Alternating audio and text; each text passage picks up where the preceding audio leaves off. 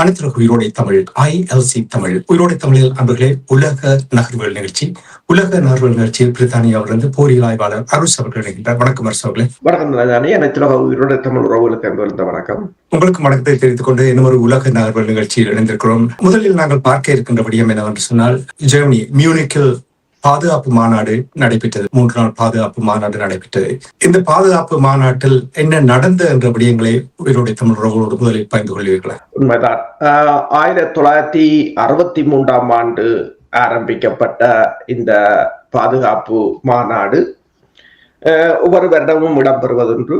கடந்த வருடம் உங்களுக்கு தெரியும், JD Vance வந்திருந்தார். அவர் ஐரோப்பாவுக்கு மிக கடுமையான ஒரு எச்சரிக்கையை விடுத்து போயிருந்தார்.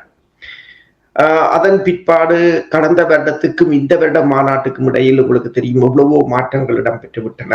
ஐரோப்பாவுக்கும் அமெரிக்காவுக்கும் இடையிலான முருகல் நிலை, உலகில் ஏற்பட்டிருக்கின்ற மாற்றங்கள், வெனிசுலா அரசு கவிழ்க்கப்பட்டது அல்லது அதன் தலைவர் கைது செய்யப்பட்டது, காசா பலஸ்தீன இஸ்ரேல் போர், உக்ரைன் போரை இன்று ஒரு வருடமாக நிறுத்த முடியவில்லை. ஆனால் அதற்குள் கனடாவுக்கும் அமெரிக்காவுக்கும் இடையிலான பிரச்சனை, இந்தியாவுக்கும் அமெரிக்காவுக்கும் இடையிலான பிரச்சனை என்று சொல்லி பெருமளவான சம்பவங்கள் இடம்பெற்று விட்டன. அந்த சம்பவங்களின் பின்னணியில் தான் இந்த மாநாட்டை பார்க்க முடியும். இதிலும் மிகவும் என்னென்று சொல்வது, ஒரு பதற்றமான சூழ்நிலையில் தான் இந்த மாநாடு நடைபெற்றிருக்கிறது, நடைபெற்று முடிந்திருக்கின்றது. அங்கு பேசிய அமெரிக்காவின் வெளிவிவகார செயலாளர் மார்க்கோ ரூபியோ சொல்லி கூறியிருக்கின்றார். அதாவது நாங்கள் குளோபல் சவுத்தை ஒரு ரீகொலனைஸ் பண்ண வேண்டும். அது எப்படி என்று சொன்னால், கிட்டத்தட்ட இப்ப காசாவை எப்படி இவர்கள் வைத்திருக்கிறார்களோ, கியூபாவை எவ்வாறு அவர்கள் இப்போது உங்களுக்கு தெரியும், கியூபா மீதான பொருளாதார தடை, வெனிசுலாவை கைப்பற்றியதனூடாக அங்கு அந்த நாட்டுக்கான எரிபொருட்களை தடுத்தது என்று இப்போது அந்த நாட்டில் விமானங்களுக்கு எரிபொருள் நிரப்பக்கூடிய எரிபொருட்கள் இல்லை என்று அவர்கள் அறிவித்தல் பலகையை கூட போட்டு விட்டார்கள். இப்போது ரஷ்யா தான் எரிபொருள் கப்பல் ஒன்றை அங்கு அனுப்பி இருக்கின்றது அவர்களுடைய தற்போதைய தேவைகளை நிறைவு செய்வதற்கு. மெக்சிகோ கூட அமெரிக்காவின் தடைகளுக்கு பயந்து எரிபொருட்களை அனுப்பவில்லை, ஆக உணவையும் மருந்தையும் பால்மாவையும் தான் அனுப்பும். அப்ப இவர்கள் ரீகொலனைஸ் பண்ண போறோம், மீண்டும் காலனித்துவத்தை கொண்டு வர வேண்டும் என்று அவர் கூறியது குளோபல் சவுத் என்று சொன்னால், இப்ப பலர் கேட்கிறார்கள், அப்படி என்று சொன்னால் கியூபா, காசா, வெனிசுலாவை போல குளோபல் சவுத்தில் உள்ள ஏனைய நாடுகளை நீங்கள் கொண்டு வர முற்படுகிறீர்களா என்று. மார்க்கோ ரூபியோவின் கருத்துக்கு அப்பால நீங்கள் பார்த்தீர்கள் என்று சொன்னால், இதில் கிளாரி கிளிங்டனும் ஒரு கருத்தை கூறியிருக்கின்றார். இந்த அமெரிக்காவுக்கும் ரஷ்யாவுக்கும் இடையிலான அல்லது உக்ரைன் போரை அமெரிக்கா கையாண்ட விதம் நேட்டோவை ட்ரம்ப் அழித்து விட்டார் என்ற தொனியில் தான் பேசியிருக்கின்றார்.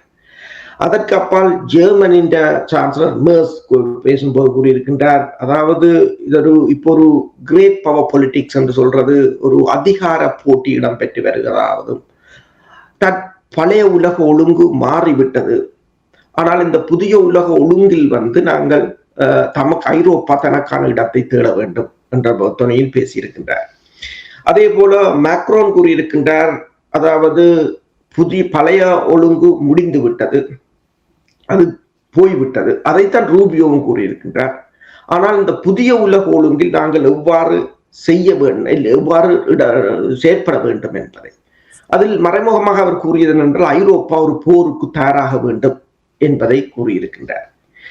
பிரச்சனை என்னவென்று சொன்னால், இந்த ஐரோப்பாவும் அமெரிக்காவும் இணைந்து மீண்டும், அதாவது மார்க்கோ ரூபியோவின் பேச்சை அமெரிக்கா தனது தளத்தில் தனது வெளிவிவகார தளத்தில் அதை பதிவேற்றி இருக்கிறது. அதில் பார்க்கலாம் போய். அவர்களின் கருத்தின் அடிப்படையில் என்னென்று சொன்னால், ஐரோப்பாவும் அமெரிக்காவும் இணைந்து, அதாவது ஐரோப்பா மீது அமெரிக்காவுக்கு ஏன் கோபம் என்று சொன்னால், இந்த அமெரிக்காவை போல ஐரோப்பா அந்த காலனித்துவத்தை தொடர்ந்து செய்யவில்லை, அதை விட்டது தான் பிழை என்ற துணையில் கூறுகிறார்கள். அப்போ வேறு ஆய்வாளர்கள், மேற்குலக ஆய்வாளர்கள் கூறுகிறார்கள் என்று சொன்னால், ஓகே, அப்படி என்று சொன்னால் ரஷ்யாவும் சீனாவும் உங்களை போல இணைந்தால் இவ்வாறு இருக்கும் என்று. நீங்கள் ஐரோப்பாவும் அமெரிக்காவும் இணைந்த ஒரு காலனித்துவத்தை செய்ய போறீர்கள் என்று சொன்னால் ரஷ்யாவும் சீனாவும் இணைந்த ஒரு காலனித்துவத்தை மேற்கொள்ள முனைந்தால் இந்த உலகம் எந்த நிலைக்கு போகும் என்ற ஒரு கேள்வியை கேட்டிருக்கிறார்கள். அதுல இன்னொரு விடயம் என்னென்று சொன்னால் அதாவது இது தொடர்பாக ஆய்வு செய்தவர் என்ன கூறுகிறார் என்று சொன்னால் மெல்ல மெல்ல இவர்கள் ஒரு மிகப்பெரிய ஒரு போருக்குள் போய் கொண்டிருக்கிறார்கள். இரண்டாவது உலக போராக இருக்கலாம், முதலாவது உலக போராக இருக்கலாம், இவ்வாறு தான் வந்து கொண்டிருந்தது. அதாவது ஒரு ஒரு நேரடியான மோதல்கள் ஆரம்பமாகுவதற்கு முன்னர் தடைகள், அந்நிய கையிருப்புகளை முடக்குதல், கப்பல்களை தடுத்தல், சட்டவிரோதமாக நாடுகளை ஆக்கிரமித்தல், இவ்வாறுதான் ஒரு லோவர் இன்டென்சிட்டியா இந்த போர் வந்து முதலில் ஆரம்பிப்பதுண்டு. அதற்கு பிறகுதான் இது மிகப்பெரிய ஒரு போராக மாறும் என்று சொல்லியும் 1920களில் இருந்து 35 வரையிலும் பொருளாதாரம் வளர்ந்தது, ரியல் எஸ்டேட் வளர்ந்தது, பங்கு சந்தைகள் வளர்ந்தது. ஆனால் அதற்கு பிறகு அதெல்லாம் கொலாப்ஸ் ஆகித்தான் அந்த போர் ஆரம்பமாகிறது. அதே ஒரு சைக்கிள் தான் இப்போதும் இடம்பெற்றுக் கொண்டிருக்கிறது என்று கூறுகிறார். கொள்ளையடித்த பணம் பங்குரோத்தா போய்விட்டது, இப்பொழுது புதிய ஒரு வழிமுறையை கண்டுபிடிப்பதற்கான முயற்சியை போல் தெரிகின்றது. அதை நாங்கள் ஒரு பக்கத்தில் விட்டுவிட்டு, நீங்கள் இப்பொழுது கூறினீர்கள் ஜேடி வான்ஸ் அவர்கள் கடந்த ஆண்டு மியூனிக் மாநாட்டில் உரையாற்றும் பொழுது அவருடைய தொனி கோபத்தை ஊட்டும் வகையில் தான் இருந்தது அப்பொழுது. ஆனால் இந்த தடவை மார்க்கோ ரூபியோ அவர்கள் வந்து அந்த மாநாட்டில் உரையாற்றும் பொழுது அவருடைய தொனியில் ஒரு மாற்றம் இருப்பதை அவதானிக்கக்கூடியதாக இருக்கின்றது. நிம்மதி மூச்சு விடக்கூடியதாக இருக்கின்றது சில நாடாளுமன்ற உறுப்பினர்கள் கூறிய கருத்தை கேட்டேன். அவருடைய அந்த உடல் மொழியிலும் கூட பார்க்கக்கூடியதாக இருந்தது. அவர்களிடம் ஒரு முடிவுக்கு வந்து விட்டார்கள் போல் இருக்கிறது. அதாவது இந்த நிலை தொடர்ந்தால் பெரிய ஒரு போரும் ஆபத்தான நிலையும் ஏற்படும் என்று. அவ்வாறுதான் நீங்கள் அவதானித்தீர்களா? உண்மைதான். என்னென்று சொன்னால் பொலிட்டிக்கோ ஊடகம் போட்டிருக்கின்றது, ஐரோப்பாவுக்கும் அமெரிக்காவுக்கும் இடையிலான முருகல் நிலை மேலும் வளர்ந்ததைத்தான் இந்த மியூனிக் மாநாடு காட்டியிருக்கிறது என்று கூறியிருக்கிறது. ஆனால் இந்த முருகல் நிலையின் வளர்ச்சி வந்து அமெரிக்காவுக்கு ஒன்று தெரிகிறது. அதாவது ஐரோப்பாவுடனான இந்த முருகல் நிலை தனது தற்போதைய இருப்பை அல்லது தக்க வைப்பதற்கு உதவ போவதில்லை என்பதை உணர்ந்திருப்பார்கள். ஏனென்று சொன்னால் டொனால்ட் ட்ரம்ப் எத்தனை வரிகளை போட்டாலும், எத்தனை டரிஃபை கொண்டு வந்தாலும் அமெரிக்காவின் பொருளாதாரத்தில் பாரிய அளவில் மாற்றம் ஏற்படவில்லை. இன்னும் $2 டிரில்லியன் அவர்கள் அந்த தங்கள் கடன் சுமையில் ஏற்றியிருக்கிறார்கள். இப்போது அமெரிக்காவின் வட்டியை மட்டும் 1 டிரில்லியனை எட்டப் போகிறது என்று கூறுகிறார்கள். அந்த 1 டிரில்லியன் என்பது அமெரிக்காவின் மொத்த பாதுகாப்பு செலவை விட அதிகம். ஆனால்தான் இப்போது வட்டிக்காக கொடுக்க வேண்டிய ஒரு நிலை. இப்போ சமூக வலைத்தளத்தில் ஒன்றை பார்த்தேன். அதாவது அமெரிக்கா மக்களிடம் கேட்கின்றது, இந்த 38 டிரில்லியனை கடனை கட்டுவதற்கு உங்களாலான உதவிகளை செய்ய வேண்டும் என்ற ஒரு தோணியை. அடுத்ததாக போரை பொறுத்தவரையில் ஈரானில் கூட இவர்களால் ஒரு காத்திரமான நடவடிக்கைகளை மேற்கொள்ள முடியவில்லை. வெனிசுலா மீது ஒரு மட்டுப்படுத்தப்பட்ட நடவடிக்கையை செய்தார்களே தவிர, ஒரு சிறப்பு நடவடிக்கையை செய்தார்களே தவிர, இப்ப உக்ரைனில் ரஷ்யா நடத்தும் போரை போல ஒரு நீண்ட போரை அவர்களால் மேற்கொள்ள முடியவில்லை. இப்ப ஒரு நீண்ட போரை சந்திப்பதற்கு மேற்குலகத்தின் ஆயுத வளமும் பொருளாதார வளமும் இடம் கொடுக்காது என்பதை உணர்ந்திருக்கிறார்கள். எனவேதான் ஈரான் மீது கூட அவர்கள் தாக்குவதற்கு அஞ்சுகிறார்கள். கடந்த ஆண்டு 2025ஆம் ஆண்டு ஈரான் மீதான போர் 12 நாள் போரில் கூட பல சுத்துமாத்து வேலைகள்லாம் இடம்பெற்றது. ஈரானை தாக்க போகிறோம் என்று அமெரிக்கா ஈரானுக்கு முதலில் செய்தி அனுப்பினது, அமெரிக்காவை தாக்க போகிறோம் என்று ஈரான் முதலில் அமெரிக்காவுக்கு செய்தி அனுப்பினது என்று சொல்லும் போது பல அமெரிக்காவை பொறுத்தவரையில் அது முன்னைய இப்ப நீங்கள் பார்த்த 1960களில் 70களில் மேற்கொண்ட போரை போல ஒரு போரை எதிர்கொள்ற சக்தி இல்லை என்ற ஒரு நிலையில் வந்துட்ட. ஏனென்று சொன்னால் உண்மையில் அவர்களிடம் தரமான ஆயுதங்கள் இருக்கின்றன. உலகில் மிகச்சிறந்த கடற்படை இருக்கின்றது, உலகில் மிகச்சிறந்த ஆயுதங்கள் இருக்கின்றன. இருந்தாலும் பொருளாதாரம் இடம் கொடுக்காது. அதுதான் அந்த பிரச்சனை. என்னென்னு சொன்னால் இப்ப அவர்களின் ஆயுதங்கள் இப்ப உங்களுக்கு தெரியும், இப்ப ஒரு விமானம் தாங்கி கப்பல் கூட ஒரு நாளைக்கு எத்தனையோ $1 மில்லியன் விளங்கி கொண்டிருக்கும், அது கடலுக்கு நிற்கும் போது. அப்ப இதை தனது பவரை தக்க வைப்பதற்கு உலகத்தை செலவு செய்தார்கள். ஆனால் இப்போது புதிய போர் முறையில் ட்ரோன்களாக இருக்கலாம், எலக்ட்ரானிக் வார்ஃபேராக இருக்கலாம், டிஃபென்ஸ் சிஸ்டங்கள், அதாவது டெக்னாலஜி வளர்ந்திருக்கிற நிலையில் இவ்வளவு செலவழிக்கின்ற இந்த ஆயுதங்கள் பயனற்று போகும்போது பொருளாதாரம் ஒரு ஈடாட்டம் கண்டு விடுகின்றது. எனவேதான் உங்களுக்கு தெரியும், நீங்கள் கூறியது போல போன முறை வான்ஸ் கூறிய போதிருந்த அந்த திடமான நம்பிக்கையும் ஒரு எடுத்தறிந்த தனமான பேச்சும் இப்போது இல்லை. என்னென்று சொன்னால் இந்த ஒரு வருடத்துக்கு அவர்களும் பட்டுழைந்து விட்டதாகத்தான் தெரிகிறது. இப்ப நீங்கள் மியூனிக்கில் நடந்த இந்த மாநாட்டில் யுக்ரைன் தொடர்பாக நீங்கள் கூறும்பொழுது மார்க்கோ ரூபியோ அவர்கள் வெளிப்படையாக பேசவில்லை என்று நீங்கள் நினைக்கிறீர்களா? உக்ரைன் பிரச்சனை தொடர்பாக அவர்கள் இப்போது ஜெனீவாவில் ஒரு பேச்சுக்களை நடத்துவதற்கு தயாராக இருக்கிறார்கள். உக்ரைன் பிரச்சனையில் உக்ரைன் பிரச்சனை தான் ஐரோப்பாவுக்கும் அமெரிக்காவுக்கும் இடையிலான மிகப்பெரிய ஒரு சிக்கலாக இருக்கின்றது. அமெரிக்கா யோசித்தது உக்ரைனை பிரச்சனையை ஐரோப்பா தனியாக கையாளும் ரஷ்யாவை என்று சொல்லி. ஆனால் பிறகுதான் தெரிஞ்சது ரஷ்யாவை கையாள்வதற்கு ஐரோப்பாவால் இயலாது, அமெரிக்கா தான் அதற்கு வர வேண்டும் என்ற ஒரு நிலை. ஆனால் அமெரிக்காவிலும் அது இயலாது. இந்த நிலையில் தான் ட்ரம்ப் தனது முடிவை மாற்றியிருந்தார். முதலில் இந்த போரை ஆரம்பித்த போது இவர்கள் இவ்வளவு தூரத்துக்கு களமுனை மாறும் என்று யோசிக்கவில்லை. நாங்கள் பேப்பரில் எழுதுவது ஒன்று, லேபோரட்டரியில் போய் செய்யும் போது வருவது ஒன்று, அப்படித்தான் இருக்கும். என்று சொன்ன அதைத்தான் ட்ரபிள் ஷூட்டிங் என்று சொல்வார்கள். அந்த நிலையை நீங்கள் எதிர்கொள்ள வேண்டும். அதை அனுபவத்தின் மூலம் தான் வருவதுண்டு. அமெரிக்கா இதுவரை காலமும் எல்லா நாடுகளிலும் போரில் ஈடுபட்டதுக்குரிய காரணம் தனது படையினரை ஒரு செயல்திறனிலும் அனுபவத்திலும் முதன்மையாக வைத்திருக்க வேண்டும் என்று சொல்லி.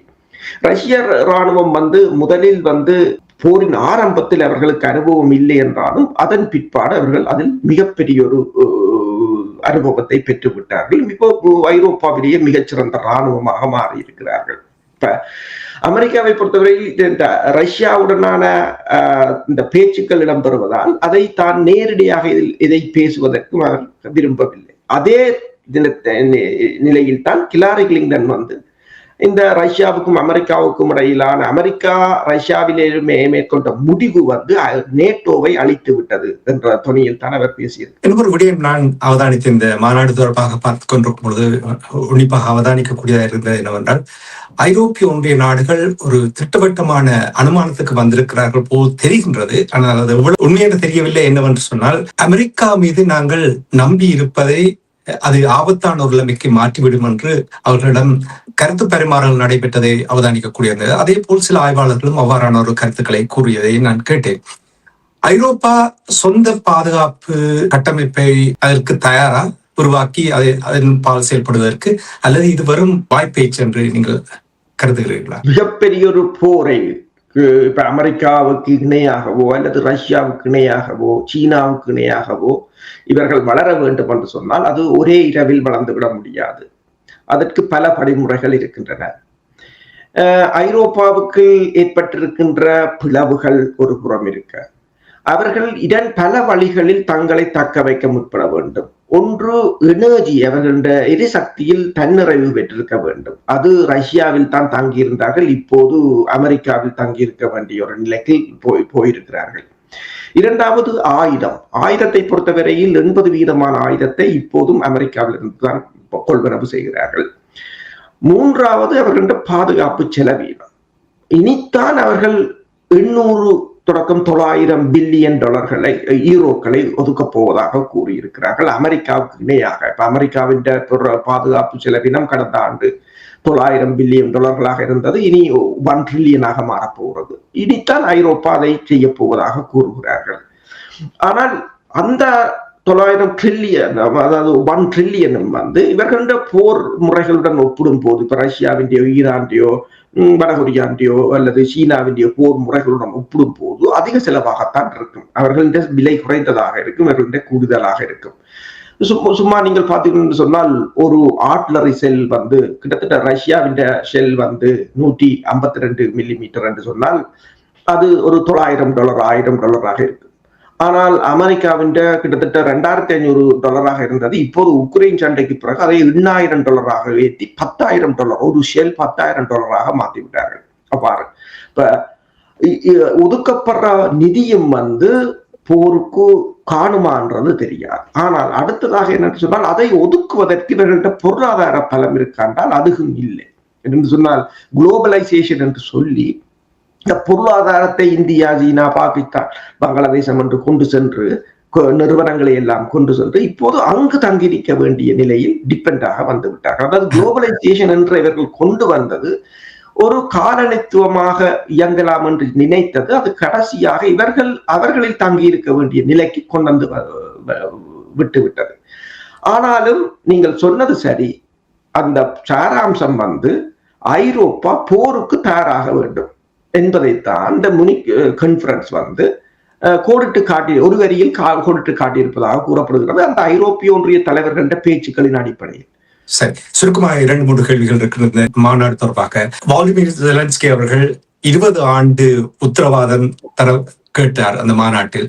இது நடைமுறைக்கு சாத்தியமா? ரஷ்யா தெளிவாக சொல்லிவிட்டது. அதாவது பாதுகாப்பு உத்தரவாதம் என்பது அதாவது நேட்டோ படையினரோ அல்லது அமெரிக்க படையினரோ அல்லது வெளிநாட்டு படையினரோ அங்கு தரையிறங்க முடியாது.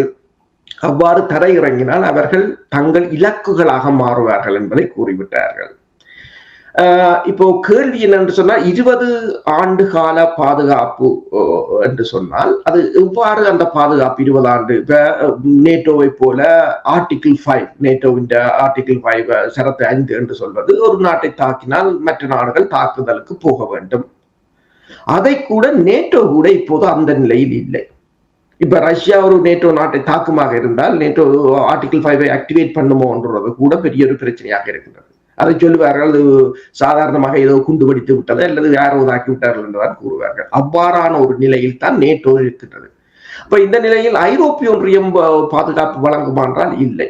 ஐரோப்பிய ஒன்றியத்தின் படை பலம் வந்து தங்களை பாதுகாப்பதற்கு கூட பார்த்தார். அண்மையில் பிரித்தானியாவில் இருந்து வெளிவருகின்ற ஒரு ஊடகம் கூறியிருந்தது பிரித்தானியாவின் ஆயுத பலம் வந்து அமினிஷன்ஸ் வந்து கிட்டத்தட்ட 8 நாள் போருக்கு தான் காணும் என்று சொல்லி. அப்ப இப்ப கிட்டத்தட்ட ரஷ்யா போர் 2022ஆம் ஆண்டுல இருந்து போய்கொண்டிருக்கின்றது. உற்பத்திகளை பொறுத்தவரையிலும் அவ்வாறுதான். அப்ப உக்ரைன் அதிபரை பொறுத்தவரையில் அதாவது இந்த மேற்குலகத்தை நம்பி அவர் இறங்கியது முதலாவது பிழையாக இப்போது உணர்கிறார். ஏதோ ஒரு வகையில் இந்த மேற்குலகத்தை அந்த போருக்குள் இழுத்து விடுவதற்கு, அதாவது இதை 2 பக்கமும் ஒருவரை பழி வாங்குவதாக இருக்கலாம். அதாவது இவர் என்னை பயன்படுத்தியதுக்கு பதிலாக அவரை நான் பயன்படுத்த வேண்டும் என்ற ஒரு நிலையில் இருக்கிறார். அண்மையில் கூட என்னை கேட்டிருந்தார் ஒரு சந்திப்பின் ஒரு விழாவில் சந்தித்த போது இந்த செலன்ஸ்கியின் முடிவு எவ்வாறு இருக்கலாம் சில சமயம் சில நாட்டை விட்டு ஐரோப்பாவுக்கு இப்ப அமெரிக்காவுக்கும் ஓடலாமோ தெரியாது, ஐரோப்பாவுக்கு தப்பி ஓட வேண்டிய ஒரு நிலையாகத்தான் இருக்கலாம் போற நிலைமைகளை பார்க்கும் போது. சரி, இனி இந்த மாநாட்டில் சீனா பங்கெடுத்தது ஐரோப்பிய நாடுகளுக்கு இது ஒரு சாதகமான விடயமாக பார்க்கிறீர்களா அல்லது தலையீடு தரக்கூடிய விடயமாக பார்க்கிறீர்களா? உண்மைதான். சீனா அதில் பங்கு பெற்றியது வந்து உண்மையில் சீனா வந்து அதில் பங்கு பெற்றியது வந்து குளோபல் சவுத், அதாவது ரஷ்யா சீனா அந்த அணிக்கு குளோபல் சவுத்தை பொறுத்தவரையில் இப்ப ரஷ்யா அமெரிக்காவை பொறுத்தவரையில் மேற்கு அரைக்கோளம் கிழக்கு அரைக்கோளம் என்று பிரிக்கப்பட்டிருந்தது. இந்த கிழக்கு அரைக்கோளத்துக்கு ஒரு பலம் வாய்ந்ததாகத்தான் இருக்கின்றது. சீனாவை ஐரோப்பிய ஒன்றியம் விரும்பவில்லை, ஆனால் விரும்ப வேண்டும் என்ற ஒரு கட்டாயத்துக்கு இருக்கிறார்கள். என்னென்னு சொன்னால் விருப்பம் இல்லாவிட்டாலும் ஏற்றுக்கொள்ள வேண்டிய ஒரு நிலையில் இருக்கின்றார்கள். ஏனென்றால் அவர்களுடைய பொருளாதார பலம் அவ்வாறு இருக்கின்றது. இப்ப சீனாவையும் இந்தியாவையும் வைத்துக் கொண்டுதான் ஐரோப்பிய ஒன்றியம் வந்து அமெரிக்காவை பார்கெயின் பண்ணுகின்றது. அப்ப சீனா உங்களுக்கு தெரியும், சீனாவுக்கு எல்லோரும் படையெடுத்திருந்தார்கள் அண்மையில். அப்ப இப்ப சீனா பங்கு பெற்றியது அமெரிக்காவை கையாள்வதற்கு ஐரோப்பிய ஒன்றியத்துக்கு உதவலாம். இப்ப உங்களுக்கு தெரியும் நேட்டோனுடைய நிலைப்பாடு அமெரிக்காவை பொறுத்த மட்டும் கிரீன்லாந்து இது ஒரு பர்னிங் இஷ்யூவாக இருக்கிறது. அப்படி என்றால் இந்த கிரீன்லாந்துடைய இந்த பிரச்சனை நேட்டோனுடைய கூட்டணியை உடைக்கும் என்று நீங்கள் நம்புகிறீர்களா? கிரீன்லாந்து இப்போது ஒரு மிகவும் சூடாக பேசப்பட்ட விடயம் இப்போது ஒரு கோல் வாட்டர் ஊத்தின போல அப்படியே அமர்ந்து போய்விட்டது. ஆனால் அமெரிக்கா தனது முடிவில் இருந்து மாறவில்லை என்று கூறுகின்றது. ஆனால் இப்ப கிரீன்லாந்தின் கையகப்படுத்தல் வந்து நேட்டோவுக்கு ஒரு மிகப்பெரிய ஒரு பிரச்சனையை உருவாக்கும். ஆனால் சில சமயங்களில் அவர்கள் அதை உண்மையில் உங்களுக்கு தெரியும், கிரீன்லாந்தை அமெரிக்கா பலவந்தமாக கைப்பற்றினால் நேட்டோவின் முடிவு தான் அது ஆக இருக்கும். ஆனால் அதை தவிர்க்க வேண்டும் என்று சொன்னால் அமெரிக்கா கைப்பற்றாமல் தாங்கள் கொடுத்ததாக அதனை மாற்றி விடுவதாக அவர்கள் அதை முயற்சி செய்யலாம். இதைத்தான் ரஷ்ய அதிபர் கூறியிருந்தார். அலாஸ்காவை கூட வித்திருந்தது ரஷ்யா அமெரிக்காவுக்கு. அதே போல கிரீன்லாந்தை நீங்கள் விற்பதற்கு ஒரு தடையும் இல்லை என்ற துணியில் தான் கூறியிருந்தார். அமெரிக்காவும் கூறியிருக்கின்றது, கிரீன்லாந்து வந்து அது நீங்கள் பலவந்தமாக பிடித்து வைத்திருக்கின்ற ஒரு பிரதேசம் என்றுதான் கூறியிருக்கிறார்கள். ஆனால் கிரீன்லாந்துக்கு தனிநாட்டை கொடுப்பார்களா என்றால் இல்லை. அதை அமெரிக்கா தன்னுடன் இணைப்பதற்கான முயற்சியாகத்தான் அமெரிக்கா முயன்று வருகின்றது. மார்கோ ரூபியோவின் கருத்தின்படி மீண்டும் காலனித்துவத்தை கொண்டு வர வேண்டும் என்று சொன்னால் அது கிரீன்லாந்தின் தப்பாது, கனடாவும் தப்பாது. ஏனென்றால் அவர்கள் குளோபல் சவுத்தையே டார்கெட் பண்ணும் போது இந்த நாடுகள் தப்பி பிழைப்பது என்பது கடினம் தான். மிகவும் சுருக்கமாக யுக்ரைனுடைய இந்த போர் தொடர்பாக ஜெனீவாவில் கூட்டம் நடைபெற போகின்ற என்ற விடயங்களை நீங்கள் கூறுகிறீர்கள். இது வெற்றிகரமாக முடியும் என்று நம்புகிறீர்களா? அல்லது இப்ப நீங்கள் அடிக்கடி கூறிய ஜெனீவாவில் இப்பொழுது இயங்காத நிலை இருக்கிறது, ரஷ்யா இருக்கிறது, சீனா இருக்கின்றது, அவர்கள் வீட்டோ அதிகாரத்தை பயன்படுத்தினால் ஒன்றையுமே சாதிக்க முடியாத ஒரு நிலைமையை ஏற்படுத்த இது எவ்வாறு நீங்கள் பார்க்கிறீர்கள்? ஐநாவை கொண்டு இந்த போர் நிறுத்தத்தை கொண்டு வருவது என்பது முடியாத காரியம். ஏனென்று சொன்னால் பாலஸ்தீன விவகாரத்தில் காசா பிரச்சனையில் அமெரிக்கா வீட்டோவை எவ்வாறு பயன்படுத்தியோ அதே போலதான் இந்த உக்ரைன் பிரச்சனையில் ரஷ்யாவோ சீனாவோ அதனை பயன்படுத்தும். இப்போ ஜெனீவாவுக்கு ஸ்டீவ் விட்கோஃபும் பெர்னார்ட் குஷ்னரும் போயிருக்கிறார்கள் பேச்சுக்களை நடத்துவதற்கு. அங்கு 2 பேச்சுக்கள் நடைபெற போகின்றது. ஒன்று உக்ரைன் ரஷ்ய பிரச்சனை, அடுத்ததாக ஈரான் அணு ஆயுதம் தொடர்பான பேச்சுக்கள். ஆனால் அதே சமயம் உக்ரைனில் தொடர்ச்சியாக தாக்குதல்கள் இடம்பெற்றுக் கொண்டிருக்கின்றது. ஒடிசா பகுதியில் கூட நாங்கள் பேசிக் கொண்டிருக்கின்ற சமயம் கூட ரஷ்யா வந்து துறைமுக பகுதியை தாக்கி அளித்திருக்கின்றது. அதே போல உக்ரைன் எரிபொருள் களஞ்சியங்கள், எரிசக்தி நிலையங்கள் என்று ரஷ்யா தொடர்ச்சியாக தாக்குதலை நடத்தி கொண்டிருக்கிறது. உக்ரைனும் தொடர்ச்சியாக ரஷ்யா மீது ஆள் இல்லாத தாக்குதல் விமானங்கள் மூலம் தாக்கி அளித்துக் கொண்டுதான் இருக்கிறார்கள். அதே நேரம் மேற்குலகம் அமெரிக்கா கூட ரஷ்யாவுடன் பேச்சுக்களை நடத்துவதாக கூறினாலும் தனக்கு சந்தர்ப்பம் வரும்போது நேட்டோவின் ஊடாக ரஷ்யாவின் ஜெனரல்களை கொல்வதோ அல்லது ரஷ்யாவின் படையினரை பலவீனப்படுத்துவதோ அதனை செய்து கொண்டுதான் இருக்கிறார்கள். ஒரு மிகப்பெரிய போருக்கு முன்னால் எதிரியை பலவீனப்படுத்த வேண்டும் என்பதில் இருதரப்புகளும் மிகவும் உக்கிரமாக செயற்பட்டு கொண்டிருக்கிறார்கள். உங்களுக்கு தெரியும், அண்மையில் சண்டே டைம்ஸ் இங்க யூகேல ஒரு தகவலை வெளியிட்டிருந்தது. கிட்டத்தட்ட $39,000 இங்க இருக்கிற ஒரு ஏஜென்ட்டுக்கு கொடுத்திருக்கிறார்கள் சீனாவும் ரஷ்யாவும். என்னென்னு சொன்னால் இங்க இருக்கின்ற தேர்தல் ஆணையகத்தை ஹேக் பண்ணி தங்களுக்கு தகவல்களை தர வேண்டும் என்ற தகவல்களை கூட கொடுத்திருக்கிறார்கள். அந்த புலனாய்வு நடவடிக்கையாக இருக்கலாம், உள்வீட்டு சதியாக இருக்கலாம், அதனை இருதரப்பும் ஒருவரை பலவீனப்படுத்துவதற்கான முயற்சியை மேற்கொண்டு வருகின்றார்கள். ஆனால் அதே சமயம் நீங்கள் சொன்னது போல இந்த பேச்சுக்களையும் நடத்தி கொண்டிருக்கிறார்கள். அந்த பேச்சுக்களில் இருந்து வெளியேறுவதாக, தனது நிபந்தனைகளை தளர்த்துவதாக இல்லை.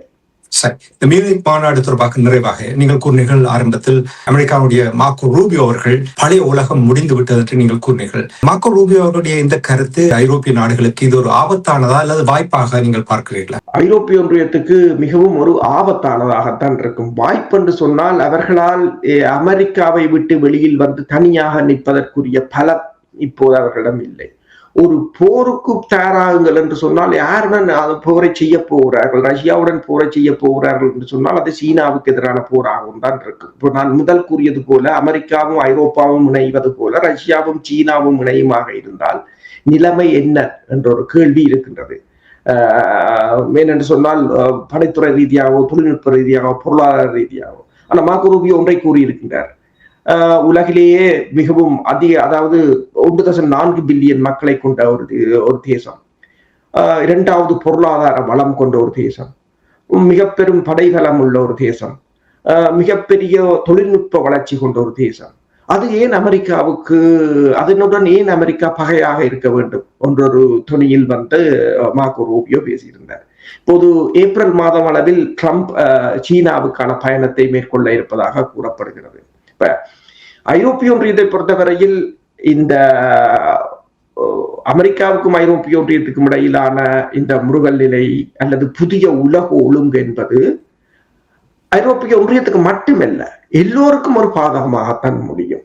என்னென்னு சொன்னால் இதை ஏற்றுக்கொண்டால் அந்த பாதகத்திலிருந்து தப்பிக்கொள்ளலாம். அதாவது எல்லோரும் கூறுகிறார்கள் ஒருமுனைவாக்கப்பட்ட உலகம் முடிந்துவிட்டது என்று. ஆனால் அதனை மீண்டும் தக்க வைப்பதற்கான முயற்சியை அமெரிக்காவும் ஐரோப்பாவும் இணைந்து அதை செய்யலாமோ என்று இப்போது கடைசியாக ஒரு முயற்சியை செய்து பார்க்கிறார்கள்.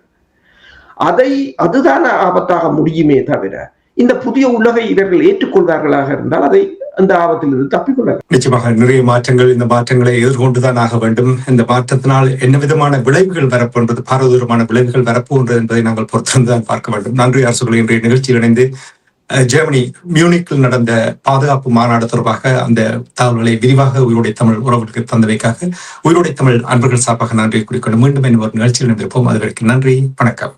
நன்றி. எமது பார்வையாளர்களுக்கு வணக்கம். மக்களின் குரலாய் ஓங்கி ஒலிக்கும் இலக்கு மின்னிதழ் மற்றும் உயிரோடை தமிழ் வானொலி ஆகிய இவ்விரு ஊடகங்களும் உங்களைப் போன்ற எமது நேயர்கள் நண்பர்களின் ஆதரவிலேயே இயங்கி வருகின்றன. மிக குறைந்த வளங்களுடன் பல இடர்கள் மற்றும் தடைகளை தாண்டி பயணிக்கும் எமது ஊடகங்களின் பணிகள் மேலும் வளர உங்களால் முடிந்த நிதியுதவியை வழங்கி இன்னும் காத்திரமான செயற்பாடுகளை முன்னெடுக்க உதவுமாறு மிகவும் பணிவன்புடன் வேண்டி நிற்கின்றோம். உங்கள் பங்களிப்பு உங்களின் உரிமை குரலாய் ஓங்கி ஒலிக்கும். நன்றி.